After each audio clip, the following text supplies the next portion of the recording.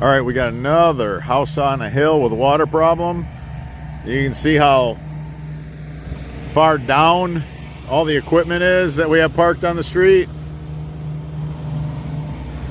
So these houses up on a hill, we have a homeowner that contracted us to come to fix this problem.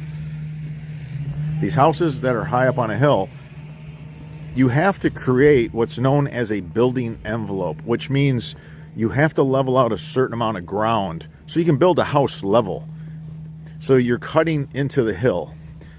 Now you have to have 5% slope. It's code. You have to have 5% slope for a certain amount of feet.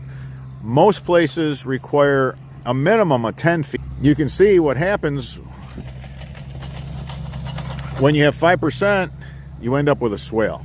No big deal. But the problem is, how are we going to get this water out of here? So the guys are putting in 2 perforated pipes. They're also going to put cleanouts. That's how we start our French drain. We'll connect the cleanout. We'll use a not quite a 90 because it's so easy to get a jetter or a camera.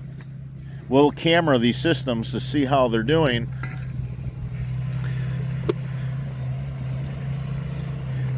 We're bringing downspouts. We'll put a solid pipe in here too. 2 perforated pipes, and then we're going to have a solid pipe. But here's the struggle.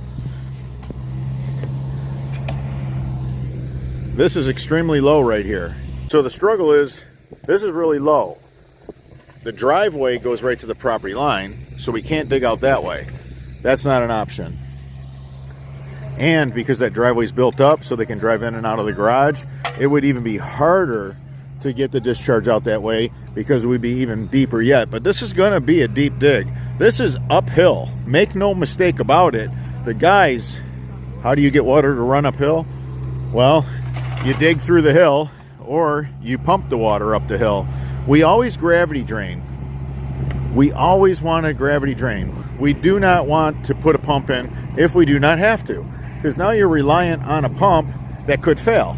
And you could suffer a power loss. Even if you have a backup generator, I've seen yards flood because the backup generator didn't turn on.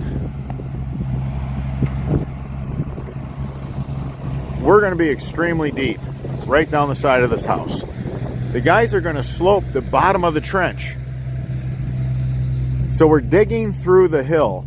You can see how far this drops off. The dig will start getting shallower right here. And then we're going to daylight right at the ditch. Absolutely breathtaking postcard. It's late April here in Michigan. We had a long winter. It's still cold, but the grass is finally starting to green up. Look at this. Beautiful golf course. Beautiful neighborhood. Right on the golf course. But we have a lot of water coming down off this golf course. And these houses are built where they went ahead and they dozed off a shelf. They needed a good building envelope so that they can build a home level. It's what you have to do. So the houses on a hill still have water problems. We see it all the time. So we have our 8-row. This is our 8-row virgin pipe. We got our solid. That's our extreme duty. That pipe is ridiculous. Got all virgin pipe. No recycled pipe. That black pipe in the big box stores, that is recycled pipe. The additives that they have to add to the material makes it soft. And mice, rats, rodents, they just love to chew on that recycled pipe. They chew holes in it. That's why the farmers stopped using recycled pipe, because there'd be colonies of mice and rats living in their drainage system.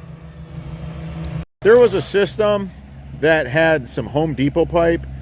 It had collapsed and failed, so we're just pulling that out of the ground. Now remember, what you get at the big box stores, look at this. See how thin that is?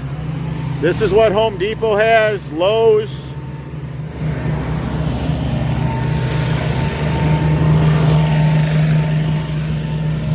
So just so you know, look at it, I just pushed that in with my thumb. It's ridiculous. What we're using is 5 to 10 times thicker, depending on which pipe you buy. So we have a heavy duty pipe that's 5 times thicker than this. We have an extra heavy duty pipe that's 8 times thicker than this. And we have an extreme duty pipe that's about 10 times thicker than this. So these cheap pipes that give corrugated pipe a bad name, you just don't want to purchase your pipe from a big box store. I don't know what more to say.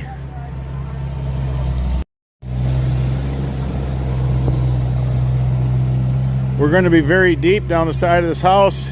All we're going to see is Valente's hat when we're going down the side of this house. This is what we do to get water out. All right, the guys are starting to slope towards the road, which is nice. The grade is starting to slope towards the road, so that means the dig is going to start getting shallower. But we were so deep down the side of the house, all you could see was Valente's hat. People are always asking me in the comment section, how deep do we have to dig? As deep as you have to dig. You want to have slope on the bottom of your trench. If you're digging through a hill to get the water out, you're going to be deep.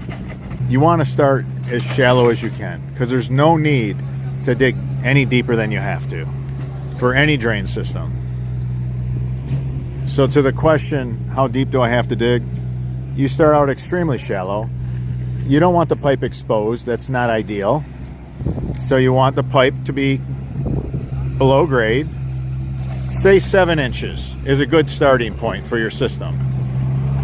And then, however deep it takes to get the water out. Now, if we have to take a run 200 or 300 feet and we're digging uphill, like literally digging through a hill, so we know we're going to get deep, sometimes we'll put no slope on the bottom of the trench because that option is not there. These are all things that you have to think about when you're building a drain system. Now, if you don't put any slope on the bottom of the trench, for the collection portion, you'll have to go up in size on pipe. So instead of a 3-inch pipe, use like a 3.5 inch or a 4-inch pipe. If you found this video helpful, give us a thumbs up. It supports the channel. If you have any questions regarding this installation, leave them in the comment section. I'm your host, Robert Sherwood, and until the next video.